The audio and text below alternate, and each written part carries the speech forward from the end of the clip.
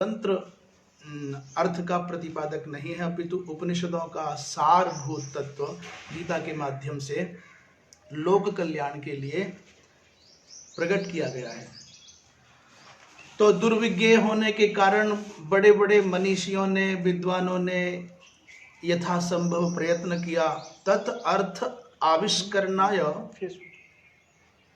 अनेकैः विवृत पद पदार्थ वाक्यार्थ न्यायम अपि अत्यंत विरुद्धानेकार्थत्वेन लौकिकैः गृह्यमाणम् उपलभ्य अहम विवेकतः अर्थ निर्धारणार्थम संक्षेपतो विवरणं करिष्यामि। अभी तक क्या हुआ? तदर्थाविष्करणाय, गीता के अर्थ का आविष्कार करने के लिए अनेकों बड़े प्रयत्न किए, पदच्छेद के द्वारा, वाक्यार्थ के द्वारा बहुत प्रयत्न करने के उपरांत भी उनमें क्या हुआ? बोले अत्यंत विरुद्धानेकार्थत्वेन, परस्पर एक दूसरे के सिद्धांतों को, विचारों को न्यून बताने की प्रवृत्ति से वहां समाधान नहीं हुआ, निर्णय नहीं हो सका। और लौकिक ही जो संसार के प्राणी हैं, जो निःश्रेयस की प्राप्ति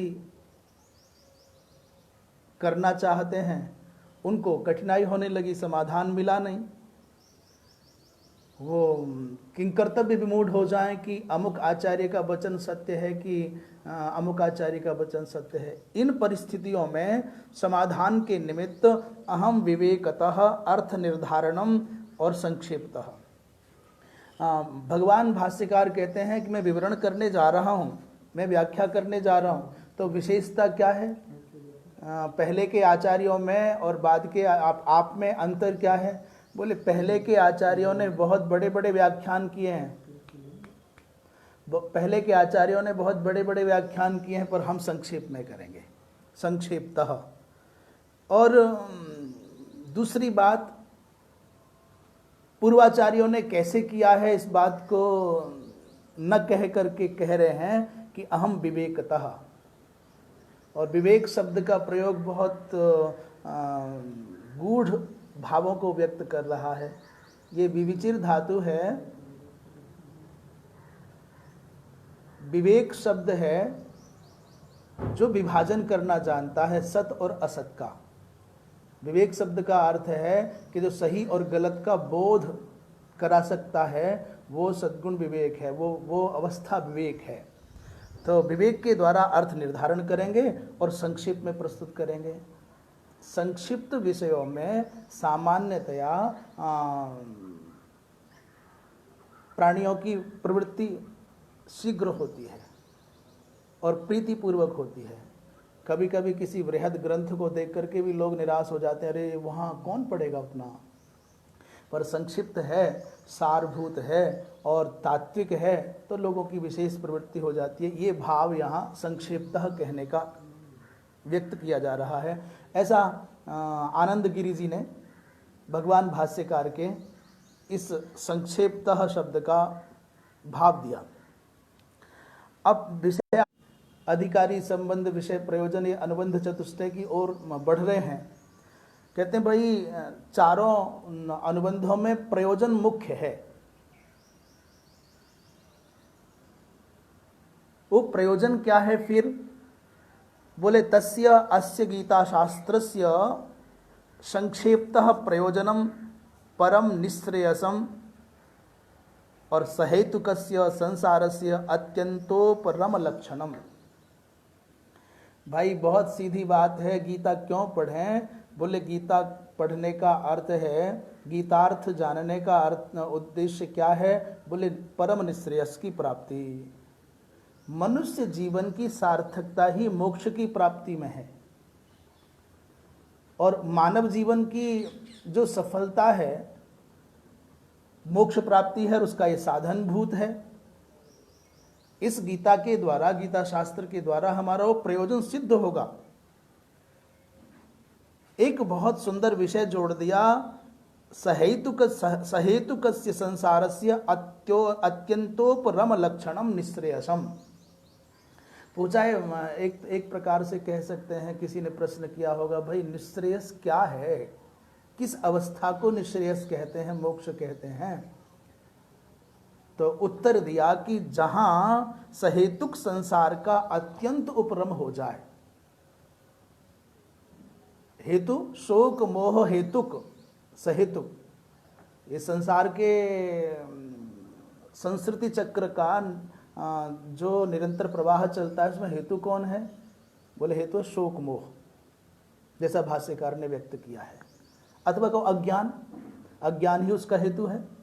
तो भिन्न भिन्न विधि से संसार के हेतु का प्रतिपादन आचार्यों ने किया है। तो सहेतुक जो संसार है उसका अत्यंत उपरम हो जाए, तादृश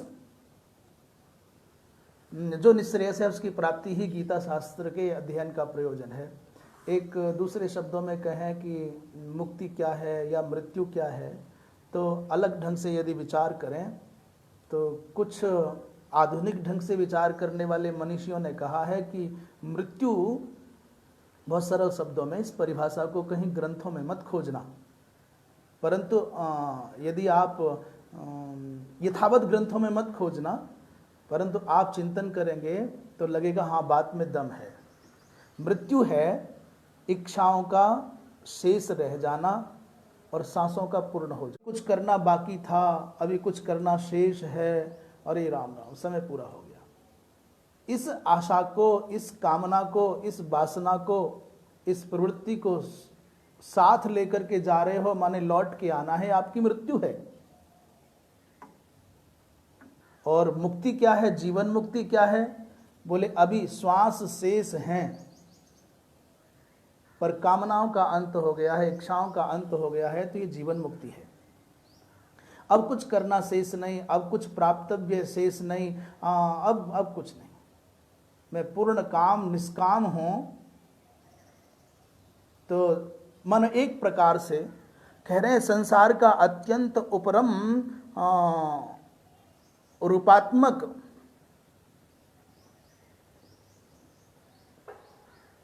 जो निःश्रेयस है उसकी प्राप्ति प्रयोजन है।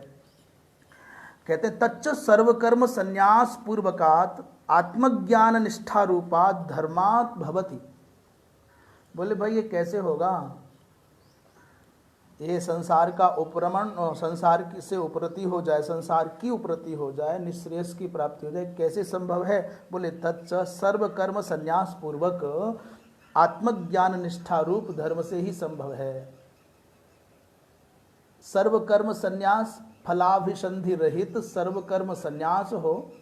सर्वकर्म संन्यास का अर्थ है काम छोड़ना नहीं, अपितु कर्म करते हुए भी कर्म के फल में अनासक्ति होना, कर्म के फल में आसक्ति का न होना ही सर्वकर्म संन्यास है।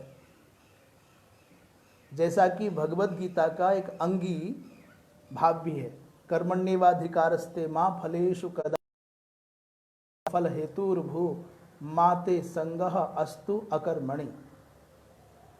तो कर्म के बिना तो कोई संसार में जी नहीं सकता। तृतीय अध्याय में भगवान स्वयं कहते हैं न जातु तिष्ठत्य कर्म कृत नहीं कश्चित क्षणमपि जातु तिष्ठत्य कर्म कृत। एक क्षण भी कोई बिना कर्म किए रहेगा नहीं। तो कर्म संन्यास का अर्थ है, सर्वकर्म संन्यास का अर्थ है कर्म फल की आसक्ति का परित्याग और तत्पूर्वक आत्मज्ञान निष्ठा रूप धर्म से ही इस निःश्रेयस की प्राप्ति होगी।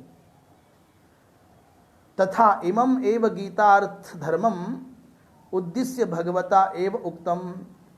इसीलिए इसी गीता के अर्थरूप धर्म का निर्देशन करने की दृष्टि से ब्रह्मणः परवेदने, यही धर्म पर्याप्त है ब्रह्म के परिवेदन में। परवेदन माने, परवेदन शब्द का अर्थ है विदली लाभे धातु है ब्रह्म प्राप्ति में, और वेद धातु वेद ज्ञानार्थक भी है। वेदने माने जानने, ब्रह्म की संप्राप्ति में और ब्रह्म ज्ञान में, दोनों अर्थ कर सकते हैं। ब्रह्म को जानना और ब्रह्म को प्राप्त कर लेना। यदि जान गए, ब्रह्मविद ब्रह्मैव भवति, ब्रह्मवेत्ता ब्रह्म ही हो जाता है, माने अर्थात उपलब्धि हो गई। तो अर्थ दोनों धातुओं के अर्थों का समायोजन यहाँ हो जाता है। ऐसा ही अर्थात सही धर्म सुपर्याप्त। कौन सा धर्म? कौन सा धर्म? यही सर्व कर्म संन्यास पूर्वक आत्मज्ञान निष्ठारूप धर्म ही पर्याप्त है ब्रह्म की प्राप्ति में। ऐसा इति अनुगीतासु कहा गया है। किंच अन्य अपि तत्रैव उक्तम, और ऐसा ही कुछ और भी वहाँ कहा गया है। क्या?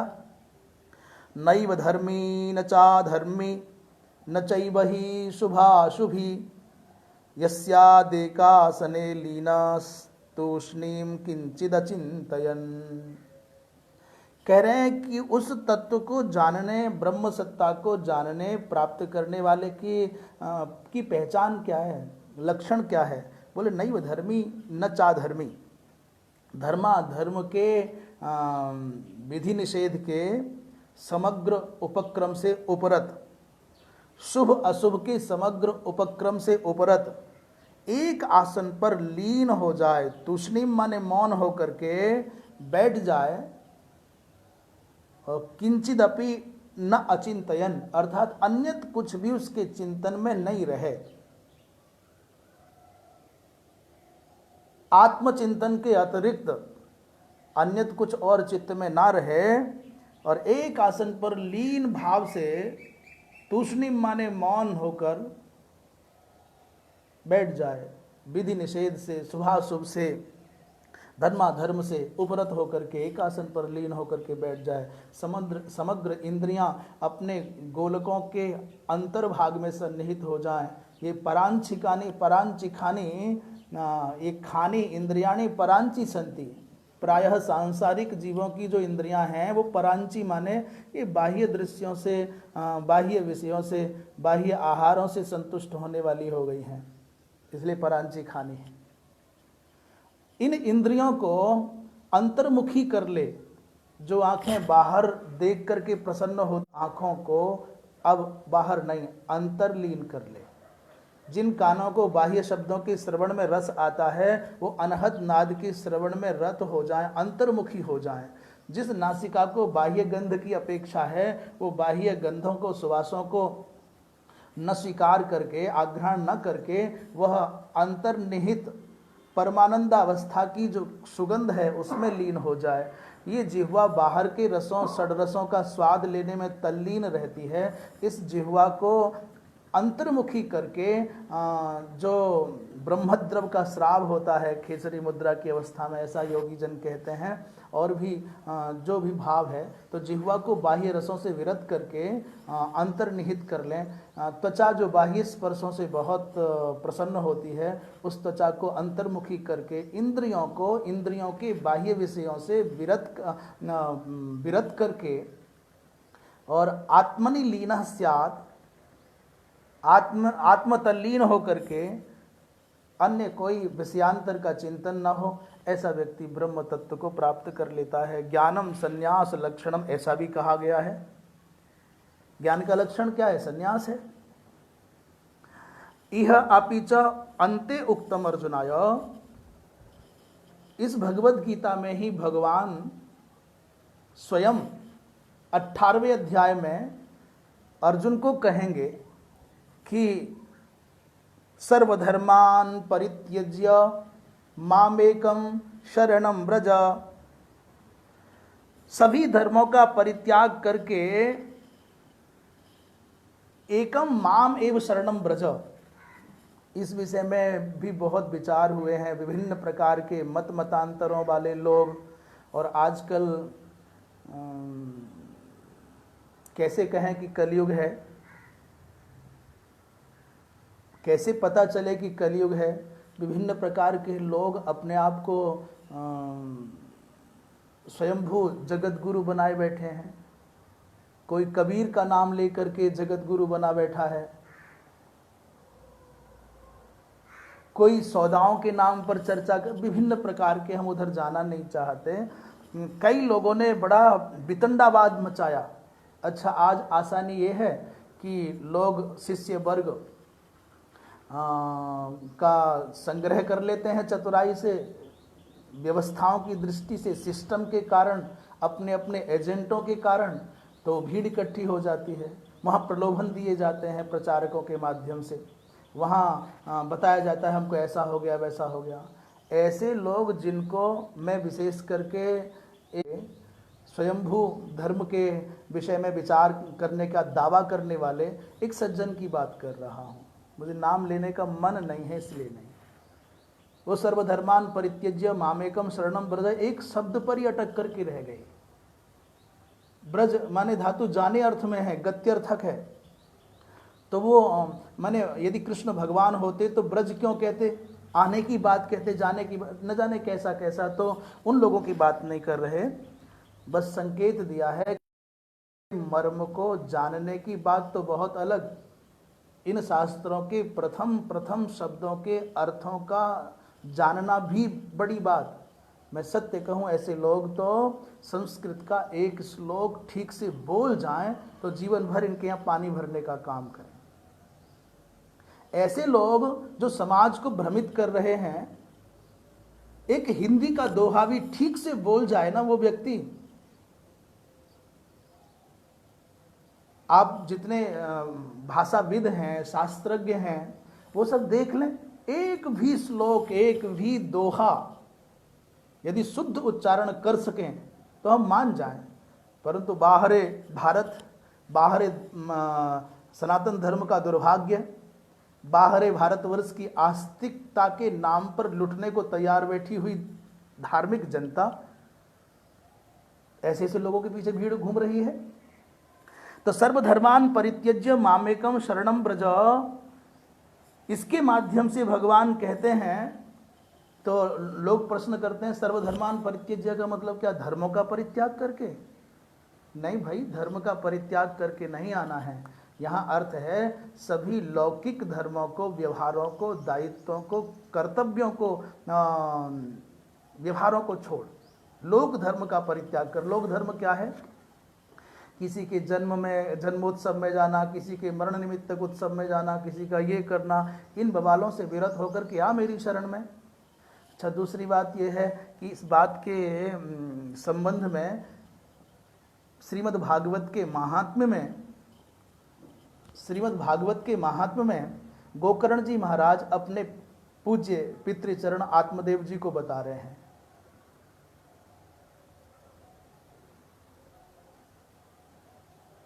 धर्मं भजस्व सततम त्यज लोक धर्मान।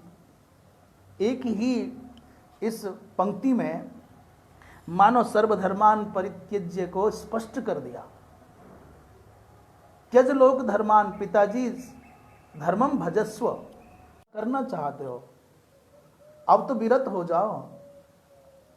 इसलिए सर्वधर्मान परित्यज्य माने सब लोक धर्मों का परित्याग करके, अवान्तर भावों को छोड़कर एकमात्र मेरी शरण में। ब्रज माने ये गत्यर्थक धातु है, ब्रज माने पहुंच जा।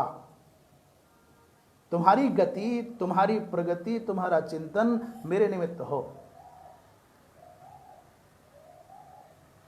आगे भाष्यकार भगवान कहते हैं अभ्युदयार्थः अपि यह प्रवृत्ति लक्षणो धर्मो वर्णाश्रमांच उद्दिश्य विहितः स देवादि स्थान प्राप्ति हेतु अपि सन ईश्वरार्पण बुद्ध्या अनुष्ठीयमानः सत्व शुद्धये भवति फलाभिसंधि वर्जितः।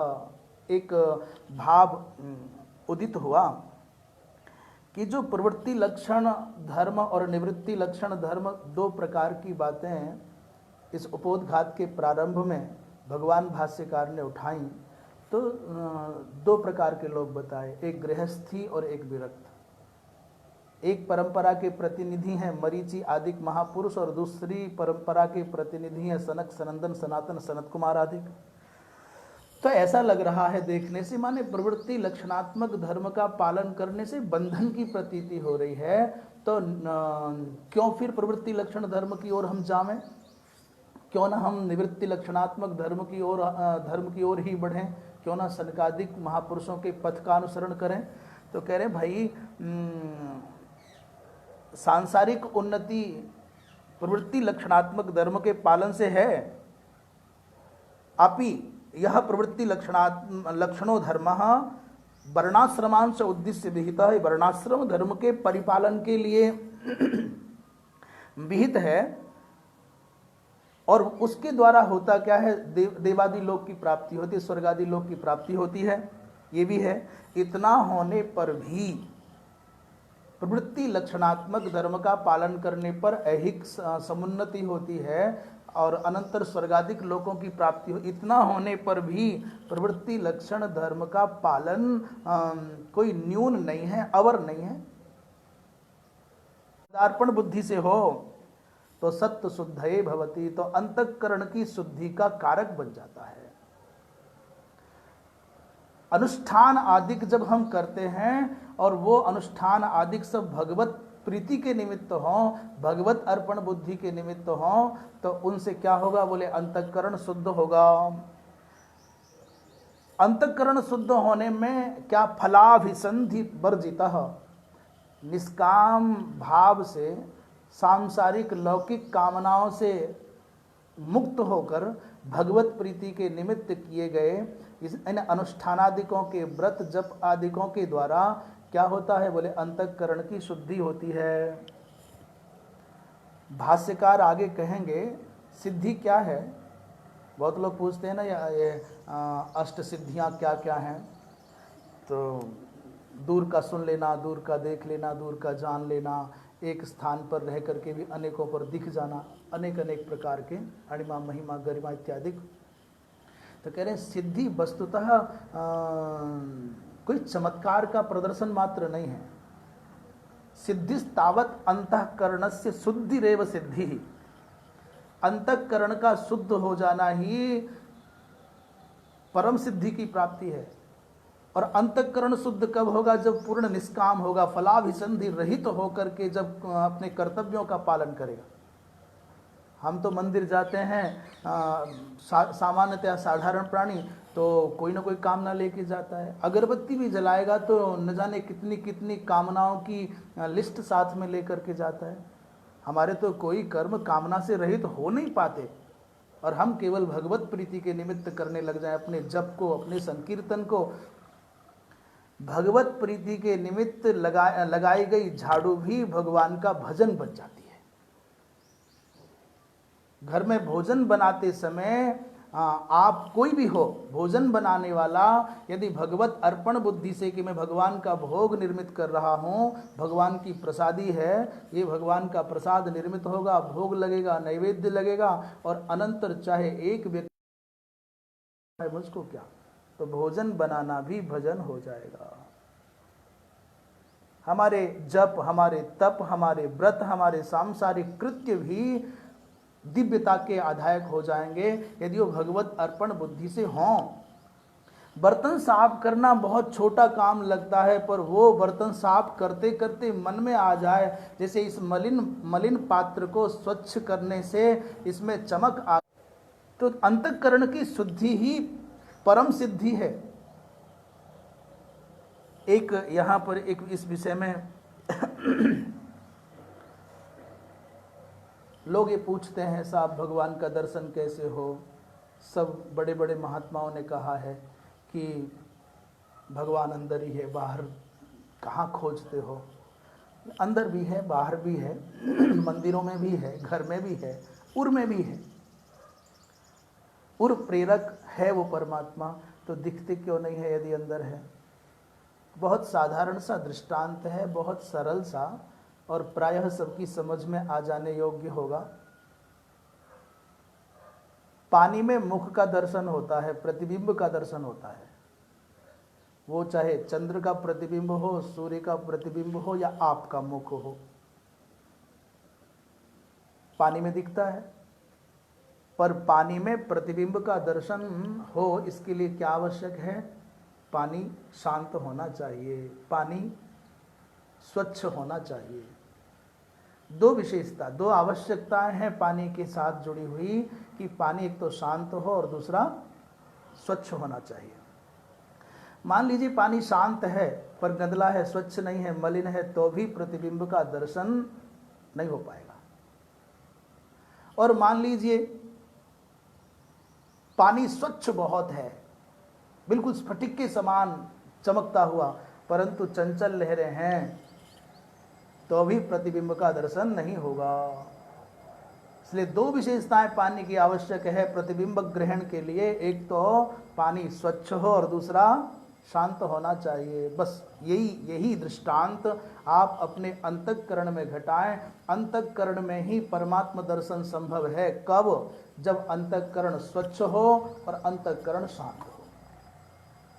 स्वच्छ और शांत अंतःकरण में ही परमात्मा दर्शन होगा। ये कोई संशय नहीं है। ये केवल मन बहलाने के लिए नहीं। फिर प्रश्न उठता है, साहब कैसे पता चले कि ये मन शांत है कि नहीं है, ये मन स्वच्छ है कि नहीं है? बहुत सारे लोग सब कुछ अच्छा होता है, फिर कहते महाराज ठीक भी हैं, तबीयत भी सब कुछ ठीक है, आय के साधन भी बहुत अच्छे हैं, परिवार के सब लोग भी बहुत अच्छे हैं, पर पता नहीं क्यों मन बेचैन है। ये जो पता नहीं क्यों है, इस पता नहीं क्यों को कैसे पकड़ें? सुप्त कोई वासना, सुप्त कोई इच्छा जो अपूर्ण रह गई, जिसको तो के कारण मन बेचैन है। अर्थात मन में यदि कामनाओं की बाजार चलेगी, हवा चलेगी, तो मन चंचल होगा। मन की चंचलता का एक ही कारण है चाह, इच्छा, कामना। जब तक ये आती जाती रहेंगी तब तक मन शांत नहीं होगा। चाह रहित हो जाए, इच्छा रहित हो जाए, मन शांत हो गया। अच्छा, दूसरा मन का स्वच्छ होना। बोले मन स्वच्छ कब होगा? जब वासना चित्त से चली जाएगी। वासना की मलिनता मन को मलिन बनाती है और कामना की वायु का वेग मन को चंचल बनाता है। तो वासना और कामना इन दोनों से रहित साधक का चित्त अचंचल और निर्मल होगा। अचंचल और निर्मल चित्त में ही परमात्मा सत्ता का साक्षात्कार होगा। जैसे शांत और स्वच्छ जल में प्रतिबिंब का ग्रहण हो जाता है। आगे चलते हैं। सत्व शुद्ध सत्वस्य च ज्ञान निष्ठा योग्यता प्राप्ति द्वारेण ज्ञानोत्पत्ति हेतुत्वेन च निश्रेयस हेतुत्वम अपि प्रतिपद्यते। शुद्ध अंतःकरण से क्या होता है? बोले ज्ञान निष्ठा की प्राप्ति होती है। ज्ञानोत्पत्ति का हेतु ज्ञान निष्ठा की योग्यता प्राप्त हो जाती है शुद्ध अंतःकरण से, और फिर उसमें ज्ञान की उत्पत्ति हो जाती है, और फिर उसमें निश्रेयस हेतुत्व अर्थात मोक्ष की उपलब्धि का भाव भी जग जाता है। अर्थात शुद्ध अंतःकरण में ज्ञान निष्ठा की योग्यता प्राप्ति होती है और उससे ज्ञानोत्पत्ति होती है और उसी से निश्रेयस हेतुत्व आता है। निश्रेयस आता है। निश्रेयस हेतुत्व है ज्ञानोत्पत्ति में, ज्ञानोत्पत्ति हेतुत्व है ज्ञान निष्ठा योग्यता प्राप्ति में, और ज्ञान निष्ठा योग्यता प्राप्ति हेतुत्व है शुद्ध सत्व में, शुद्ध अंतःकरण में। तथा च इमम एव अर्थम अभिसंधाय, भाष्यकार भगवान कहते हैं इसी अर्थ को मन में रख करके, अभिसंधाय माने उद्देश्य करके, लक्ष्य करके, बक्ष्यति माने आगे कहेंगे। भगवद गीता में भगवान आगे कहेंगे ब्रह्मण्याधाय कर्माणि, ब्रह्मणि कर्माणि आधाय, कर्मों को ब्रह्म में स्थापित करके, अर्पण करके। योगी जन कर्म तो करते हैं, परंतु कब कैसे करते हैं? बोले आत्मशुद्धये कुर्वन्ति संगम त्यक्त्वा कुर्वन्ति योगिनः कर्म कुर्वन्ति, योगी जन कर्म करते हैं। किमर्थम?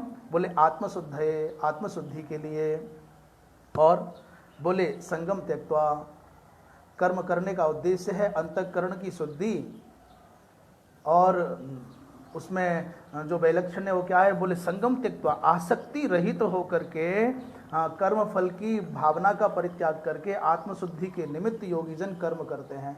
अब दो प्रकार के लोग हैं दुनिया में, एक वो हैं हर कर्म का कोई फल चाहते हैं। अक्सर आजकल देख क्या फ़ायदा, बातचीत में व्यवहार में पूछते हैं क्या फ़ायदा, वहाँ चलो ना गंगा नहाने क्या फ़ायदा, चलो संत के दर्शन करने क्या फ़ायदा, चलो गीता पाठ में क्या फ़ायदा। तो हर बात में व्यक्ति का स्वभाव बन गया कि वो फ़ायदा ढूंढ रहा है। ये कहने के लिए भले वो कह मात्र देता हो, पर ये हमारी वर्तमान कालिक मानवीय वृत्ति का अविभाज्य भाग बन गया है। क्या फ़ायदा? पूर्व से पश्चिम तक, उत्तर से दक्षिण तक आप किसी सामान्य व्यक्ति से सुनो, भाषाएं भिन्न होंगी, बोलियां भिन्न होंगी, वो जातियां भिन्न होंगी, रूप रंग भिन्न होंगे, परंतु क्या फायदा वाली वृत्ति एक होगी। अर्थात फायदे पर दृष्टि चली गई। और एक बात और, आजकल पता नहीं क्या हो गया है, दो पैसे कमाओ, कुछ करो भाई, दो पैसे चार पैसे कमा के लाओ। ये जो चार पैसे कमाने की प्रवृत्ति हमारे इस पवित्र सनातन धर्मी मानस में भर दी गई, ये कौन लोग हैं जिन्होंने पैसे का गुलाम बना दिया हमारे भारतवासियों को, हम इस मनुष्य को। भला बताओ, दुनिया में मनुष्य के अलावा कोई है और है जिसको पैसे की आवश्यकता हो, जो केवल फायदे के लिए जी रहा हो? प्रकृति में मनुष्य के अलावा कोई ऐसी सोच वाला नहीं है कि क्या फायदा करूं। पशु नहीं, पक्षी नहीं, वृक्ष नहीं, लता नहीं, सरोवर नहीं, नदी नहीं, सागर नहीं, मेघ नहीं, जो फायदे के लिए करते हो। केवल मनुष्य के मन में ये कूड़ा न जाने कौन लोगों ने भर दिया, बिना फायदे के कुछ नहीं करना। कायदा मर जाए पर फायदा जिंदा रहे। कायदे के बिना करने को तैयार है पर फायदे के बिना करने को तैयार नहीं है। दूसरी बात, ये चार पैसे कमाने की प्रवृत्ति, मनुष्य के अलावा कोई और है जिसको पैसे की आवश्यकता है? तो योगी, एक तो साधारण लोग करते हैं हर काम, क्यों? बोले फायदा हो, लाभ हो, कोई उद्देश्य है, कोई उनका स्वार्थ है। पर योगी जन कर्म करते हैं आत्मशुद्धि निमित्त कर रहे हैं। क्यों कर रहे हैं? ध्यान योग, बोले आत्मशुद्धि के लिए कर रहे हैं। कैसे कर रहे हैं? बोले आसक्ति से रहित होकर के, संग का परित्याग करके। इमम द्विप्रकारकम धर्मम, अभी जो बताया दो प्रकारक धर्म क्या है? निःश्रेयस प्रयोजनम, निःश्रेयस ही है प्रयोजन जिसका, ऐसा दो प्रकार का धर्म, अर्थात प्रवृत्ति निमित्तक, प्रवृत्ति लक्षण और निवृत्ति लक्षण। निःश्रेयस प्रयोजनम इमं द्विप्रकारकम धर्मम परमार्थ तत्वंच वासुदेवाख्यम परम ब्रह्म अभिधेय भूतम विशेषतः अभिव्यंजयत गीता शास्त्रम। ये गीता शास्त्र इन दो धर्मों के, दो प्रकार के जो धर्म हैं और लक्ष्यभूत जो वासुदेव भगवान नारायण परब्रह्म हैं, जो परमार्थ तत्व रूप हैं, गीता शास्त्र उन्हीं को अभिव्यक्त करता है। और भगवत गीता के विषय में एक बात कह रहे हैं कि विशिष्ट प्रयोजन संबंध अभिधेयवत, ये गीता शास्त्र है। गीता शास्त्र का प्रयोजन कोई विशेष प्रयोजन है, गीता शास्त्र का संबंध भी कोई विशेष है, और अभिधेयवत माने विषय भी कोई विशेष है। अर्थात अधिकारी, संबंध, विषय, प्रयोजन, ये अनुबंध चतुष्टय का संकेत देते हुए भगवान भाष्यकार कह रहे हैं सामान्य प्रयोजन नहीं है, इसका अधिकारी भी कोई सामान्य नहीं है, विषय और संबंध भी सामान्य नहीं है। जैसे अधिकारी कौन है? गीता शास्त्र के अध्ययन का अधिकारी कौन है? कि सर्वकर्म संन्यास पूर्वक आत्मज्ञान निष्ठा रूप धर्म को प्राप्त करने की जिसकी अभिलाषा है, सर्वकर्म संन्यास पूर्वक आत्मज्ञान निष्ठा रूप धर्म को जो पाना चाहता है वो अधिकारी है। जो चाहता है कि मेरे कर्मों में फलाभिसंधि न हो, सकाम कर्मों से जिसका उपरम हो गया है, जो उपरत हो चुका है, जो आत्मनिष्ठा आत्मज्ञान निष्ठा रूप धर्म को पाना चाहता, वो अधिकारी है। प्रयोजन क्या है? बोले सहेतुक संसार का अत्यंत उपरम हो जाए, अथवा इसको दूसरे शब्द में मोक्ष की प्राप्ति, निःश्रेयस की प्राप्ति। गीता पढ़ने का प्रयोजन यही है। विषय विषयित्व संबंध है गीता शास्त्र के साथ में। कहते हैं यतः तदर्थे विज्ञाते समस्त पुरुषार्थ सिद्धि ही। इस गीता शास्त्र के अर्थ को विज्ञाते जान लेने पर, विज्ञाते सती जान लेने पर समस्त पुरुषार्थों की सिद्धि हो जाती है। समस्त पुरुषार्थ अर्थात धर्म, अर्थ, काम, मोक्ष, ये पुरुषार्थ चतुष्टय है और इन चारों पुरुषार्थों में शिरोमणि है मोक्ष। चारों पुरुषार्थों की सिद्धि हो जाती है। अतः तद विवरणे यत्न क्रियते मया, इसीलिए तद विवरणे अर्थात गीतार्थ के विवरण के लिए, गीतार्थ के प्रतिपादन के लिए मया यत्न क्रियते, मेरे द्वारा यत्न किया जा रहा है। ऐसा भगवान भाष्यकार ने अपने उपोद्घात में प्रतिज्ञा वचन किया। आए एक बार भगवान कृष्ण का जयकारा लगाए, बोलिए कृष्णचंद्र भगवान की जय। भगवत गीता के प्रथम अध्याय पर विचार करते हुए, यद्यपि भगवान भाष्यकार ने प्रायः यहाँ भाष्य नहीं किया, परंतु आनंद गिरी जी ने किया है, अन्य औरों ने किया है। ऐसा लगता है मानो ये प्रथम अध्याय भगवत गीता की भूमिका है, आधार भित्ति है। अस्तु, भगवान कृष्ण के चरणों में प्रणाम करते हुए भगवत गीता के प्रथम अध्याय के प्रथम श्लोक पर दृष्टिपात करने से पूर्व ये बात जान लें कि इस गीता जी में सबसे पहले श्लोक की जो चर्चा वेदव्यास जी महाराज के माध्यम से हम जान रहे हैं वो धृतराष्ट्र ने की है। धृतराष्ट्र जी महाराज पहले गीता जी के प्रथम श्लोक के प्रवाचक हैं, जैसा कि आप सुन रहे हैं धृतराष्ट्र उवाच। तो धृतराष्ट्र कौन है? बोले हस्तिनापुर के शासक हैं। एक परिचय हो गया। धृतराष्ट्र की प्रवृत्ति क्या है ये बड़ा विलक्षण है। धृतराष्ट्र हस्तिनापुर के शासक हैं एक बात, तो किसी शासक के प्रश्न का उत्तर गीता है? नहीं, शासक के प्रश्न का उत्तर गीता नहीं है।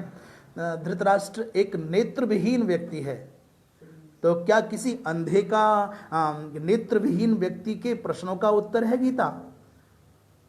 बोले नहीं, वो प्रज्ञा चक्षु है, तो क्या उसके लिए गीता है?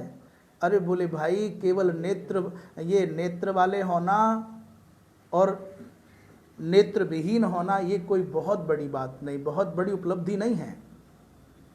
नेत्र होना बड़ी बात नहीं, नेत्रों का सदुपयोग करना आना। नेत्र आंखें हैं, इन खूबसूरत आंखों से क्या फ़ायदा, इन सुंदर आँखों से क्या फ़ायदा यदि आपने इन आँखों के द्वारा संत दर्शन नहीं किया, तीर्थ दर्शन नहीं किया, भगवत दर्शन नहीं किया, दिव्य शास्त्रों का स्वाध्याय नहीं किया, तो इन आँखों का होना क्या होना? नेत्र यदि अपने उद्देश्य को पूर्ण नहीं कर रहे हैं, अपने होने के उद्देश्य को पूर्ण नहीं कर रहे हैं, तो बर्हाइते ते नयने नराणाम, श्रीमद् भागवत महापुराण के द्वितीय स्कंद में सूत जी महाराज कह रहे हैं, ये विवरण है कि बर्हाइते ते नयने नराणाम, मनुष्यों के वो नेत्र बर्ह माने मोर के पंख के जैसे हैं। लोचन मोर पंख कर लेखा, बाबा तुलसीदास जी महाराज यही बात कह रहे हैं। नेत्रों का होना तब सफल है जब आप इन नेत्रों के द्वारा सतशास्त्रों का स्वाध्याय कर सकें, सदाचार संपन्न संतों का दर्शन कर सकें, सत्तीर्थों का दर्शन कर सकें और भगवत दर्शन की पात्रता अर्जित कर सकें। तो नेत्रविहीन व्यक्ति की जिज्ञासा का परिणाम गीता है। धृतराष्ट्र शब्द का अर्थ करें तो उनकी प्रवृत्ति पकड़ में आती है। धृत माने धारण करना, धृ धातु का अर्थ है, और पोषण करना भी धृ धातु का अर्थ है। धृ धारण पोषण अयो हो। तो धृतम यहाँ पर हम धारण करने अर्थ में थोड़ा दूसरा भाव लेना चाहते हैं। धृतम अन्यस्य पांडोः अथवा पांडुपुत्रस्य धर्मराज युधिष्ठिरस्य राष्ट्रं येन, जिसने अपने भाई पांडु के हिस्से के राज्य को भी पकड़ लिया। वो नैतिक अनैतिक विषय अलग है, और जो केवल बाह्य भाव से नहीं पकड़ते, जो पकड़े रहना चाहते हैं, छोड़ना ही नहीं चाहते हैं, अनैतिक रूप से पांडवों के हिस्से को भी अपने पुत्र की ओर जो देना चाहे, वो धृतराष्ट्र। दूसरों की संपत्ति पर जिसकी टेढ़ी नजर है, भाई वो धृतराष्ट्र तो एक काल में थे, एक समय में थे, एक स्थान पर थे, और आज नहीं है। परंतु धृतराष्ट्र की जो प्रवृत्ति है वो तो पूरी दुनिया में सब जगह है। कहीं चले जाओ, भाई की जमीन पर, पड़ोसी की जमीन पर, खाली पड़ी जमीन पर लोगों की नजर है कि नहीं? दूसरे की संपत्ति पर, खुद की संपत्ति पर है। वो कृपया अपने आप में अनुशीलन कर ले, विचार कर ले कि मैं धृतराष्ट्र की परंपरा को मरने नहीं दे रहा हूं, पालन कर रहा हूं। इसलिए धृतराष्ट्र कौन है? जो पर संपत्ति पर कुदृष्टि जमाए बैठी प्रवृत्ति है, वो धृतराष्ट्र है। और ऐसी प्रवृत्ति यदि समाधान की ओर आगे बढ़े तो क्या हानि है, पर कितना समाधान पाएगी बात एक अलग है। तो धृतराष्ट्र को समझ लिया। एक बात और गीता जी का आरंभ करने से पहले हम बतावें कि गीता जी का प्रारंभ धर्म शब्द से हुआ है। सबसे पहले जो शब्द का प्रयोग हुआ, धर्म क्षेत्रे माने धर्म। और गीता जी का जो समापन हुआ है, गीता जी का समापन हुआ है मम शब्द से। अंतिम श्लोक का अंतिम पाद का अंतिम शब्द क्या है? म। यत्र योगेश्वर कृष्णो यत्र पार्थो धनुर्धरः तत्र श्रीर विजयो भूतिर ध्रुवा नीतिर मतिर मम। तो प्रारंभ हुआ धर्म से और समापन हुआ मम से।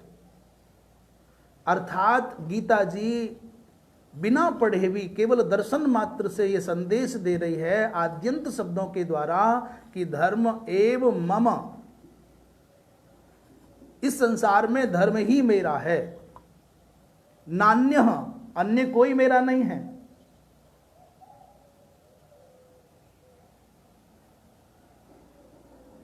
इसलिए आचार्यों ने कहा है धर्मानुगो गच्छति जीव एकः। धर्म के साथ ही संसार से जाता है, कोई और साथ नहीं निभाता, साथ नहीं जाता। तो धर्म एव मम, धर्म ही मेरा है ये। अथवा थोड़ा पलट दें, मम को पहले ले आए, मम धर्म। गीता जी उपदेश करती है नंबर एक बात कि संसार में मेरा कोई है अपना तो केवल धर्म है, ये जान लो। कोई नहीं होगा, कोई नहीं था और कोई नहीं है, व्यवहार निभाओ। परंतु वस्तुतः जो शाश्वत साथी है, सहयोगी है, वो धर्म है। दूसरा भाव मम धर्म। गीता जी के पास जाओ और पूछो कि मेरा धर्म क्या है, तो गीता जी बताएगी तुम्हारा धर्म ये है। मम धर्म का उपदेश करने वाले शास्त्र का नाम है गीता। मुझे क्या करना चाहिए, मैं क्या करूं, मेरा धर्म क्या है, मेरा दायित्व क्या है, कर्तव्य क्या है, इस उपदेश को जो ग्रंथ करता है उसका नाम है गीता। दूसरी बात और अलग हट के कर ले, धर्म के केवल धर भाग को लें और अंत में मम शब्द के केवल अंतिम वर्ण माँ को लें, तो पूर्व वर्ण धर और अंतिम वर्ण माँ। गीता जी में आद्योपांत केवल केवल केवल धर्म का निरूपण है। धर्म जो हमारी इस धरित्री का आधार है, समष्टि का आधार है, सृष्टि का आधार है, हमारे लौकिक अभ्युदय और पारलौकिक उपलब्धियों का आधार है, जो मोक्ष का आधार है, जो सबका आधार है। उस धर्म का आद्योपांत पदे पदे, श्लोक श्लोक में नहीं, पद पद में नहीं, अपितु प्रत्येक वर्ण में धर्म का निरूपण है। इसलिए गीता जी में प्रवेश करने से पहले समझ लो कि धर्म जानना है तो गीता जी में आओ, धर्म से जुड़ना है, धर्म के तत्व को, मर्म को जानना है तो गीता जी में आओ। तो आज प्रथम श्लोक का स्मरण कर लें, फिर जैसा भी भगवद इच्छा होगी आप सब भी भावपूर्वक इसका पारायण कर लें। धृतराष्ट्र उवाच धर्मक्षेत्रे कुरुक्षेत्रे समवेतायुयुत्सवः मामकाः पांडवाश्चैव किमकुर्वत संजय। अकुर्वत यहाँ क्रिया है। किसी भी श्लोक का अर्थानुसंधान करते समय जब कठिनाइयाँ हों तो क्रियापद को पकड़ लेना चाहिए, और क्रिया वो चाबी है जो सबको पकड़ करके ले आएगी। वो कर्ता को भी ढूंढ लाएगी, वो कर्म को भी ढूंढ लाएगी, वो सबके साथ में अपना वो धुरी है। तो अकुर्वत किया, प्रश्न बना क्या, बोले किम अकुर्वत, क्या किया। तो ये जो क्या किया है ये पूछने वाला कौन है, बोले धृतराष्ट्र है। और पूछ किससे रहे हैं, बोले हे संजय, संजय को संबोधन करके पूछ रहे हैं। तो धृतराष्ट्र सामान्य अर्थ से विचार करें तो उन्होंने कहा कि धर्म भूमि, धर्म क्षेत्र माने धर्म भूमि, कुरुक्षेत्र में युयुत्सवः माने युद्ध की अभिलाषा से, योद्धुम अभिलप्सवः जो युद्ध की इच्छा वाले हैं, ऐसे समवेत इकट्ठे हुए, मामकाः माने मेरे और पांडवाः माने पांडु के पुत्रों ने, हे संजय बताओ किम अकुर्वत, क्या किया। तो धृतराष्ट्र को समझना है तो इस श्लोक के दूसरे तृतीय पाद के प्रथम शब्द माने तीसरे पाद को पूरे को देख लो। धृतराष्ट्र ही मूलतः महाभारत युद्ध की पृष्ठभूमि का, मूलतः महाभारत युद्ध का जो मूल कारण है, असली बीज है, वो धृतराष्ट्र है। लोग कहते हैं द्रौपदी कारण है, कोई कर्ण कारण बताते हैं, कोई भीष्म कारण बताते हैं। सत्य बताऊं, केवल और केवल धृतराष्ट्र। और धृतराष्ट्र का ये शब्द उसके समग्र व्यक्तित्व का निर्धारण करता है। भगवान वेदव्यास जी महाराज की कृपा से संसार को प्राप्त करने वाले धृतराष्ट्र में जन्म की दृष्टि से बहुत ऊंचाइयां हैं, पितृसत्ता की दृष्टि से बहुत ऊंचाइयां हैं, और बड़े बड़े संतों का सानिध्य भी धृतराष्ट्र ने पाया, इस दृष्टि से बहुत ऊंचाइयां हैं। और धर्मराज युधिष्ठिर जैसे महापुरुष, महामनीषी, जिनको ज्येष्ठ पिता कहते हैं, तो बहुत ऊंचाइयां हैं। जिनको कृष्ण का दर्शन सुलभ हुआ वो बहुत ऊंचाई पर हैं। परंतु उस अकेली ऊंचाई का क्या जो साधारण व्यवहार में भी अपनी निष्पक्षता को सिद्ध न कर सके। माम का कहना, जो पांडव सर्वदा बड़े पिताजी कह करके जिनका मुख नहीं सूखा, आज वो धृतराष्ट्र एकांत में संजय को कह रहे हैं कि पांडव मेरे नहीं हैं, माम का तो केवल दुर्योधनादिक हैं। यही कह देते कि हमारे इन बच्चों ने इकट्ठे होकर के क्या किया, पर अंदर प्रवृत्ति होती तब ना, अंदर भाव होता तब ना। हमारे शब्द हमारे भावों का अभिव्यंजन करते हैं, संकेत करते हैं अपने चित्त पर क्या चल रहा है, चित्त की अवस्था का दिग्दर्शन कराने वाले हमारे शब्द। इसलिए आपकी भाषा से आपका ज्ञान, आपका संस्कार कहने मात्र से लग रहा है कि इसने अपना और पराया ये विभाजन कर लिया है मन में, और मूल आधार भित्ति है। दूसरी बात यह है कि धर्म क्षेत्रे कुरुक्षेत्रे, दो शब्द हैं, बहुत प्यारे हैं। साधारण अर्थ तो समझ में आ गया कि धर्म भूमि कुरुक्षेत्र में, पर चिंतन करने वाले महापुरुष कहते हैं कि धर्म और क्षेत्रे, इन दोनों को अलग अलग कर दो। धर्म अलग रख दिया, क्षेत्रे अलग रख दिया। फिर कहा कुरुक्षेत्र को इसके नीचे लिख दो, धर्म के नीचे कुरु लिख दो और क्षेत्र के नीचे क्षेत्रे लिख दो। अब जरा देखें तो क्या बना, धर्म कुरु क्षेत्रे क्षेत्रे। भगवत गीता कहती है कि क्षेत्रे क्षेत्र कुरु माने धर्म को करो, धर्म का संपादन करो, धर्मार्जन करो। दूसरा भाव ये क्षेत्र पद का अर्थ है शरीर, क्षेत्र मित्यभिधीयते। तो जस्मिन् अपि क्षेत्रे भवान गच्छति, जिस भी क्षेत्र में, जिस भी शरीर में आप जा रहे हैं वहीं धर्म करो।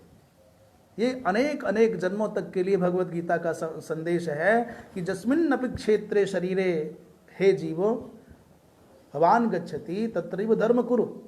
और इसी जन्म के लिए संदेश है कि यस्मिन् अपि क्षेत्रे ग्रामे नगरे तीर्थे जत्र कुत्रापि व्यापार क्षेत्रे व्यवसाय क्षेत्रे जत्र कुत्रापि गच्छति तत्रैव धर्म कुरु। भगवत गीता धर्म करने का संदेश देती है, ये धर्म के स्वरूप का बोध कराती है, मेरा धर्म क्या है इसका बोध कराती है। इसी के साथ यहीं आज इस गीता विचार यात्रा को विराम देते हैं। शेष प्रसंग कल। सर्वे भवन्तु सुखिनः, सर्वे सन्तु निरामयाः, सर्वे भद्राणि पश्यन्तु, मा कश्चित् दुःखभाग् भवेत्। पूर्णमदः पूर्णमिदं पूर्णात् पूर्णमुदच्यते, पूर्णस्य पूर्णमादाय पूर्णमेवावशिष्यते। नारायण।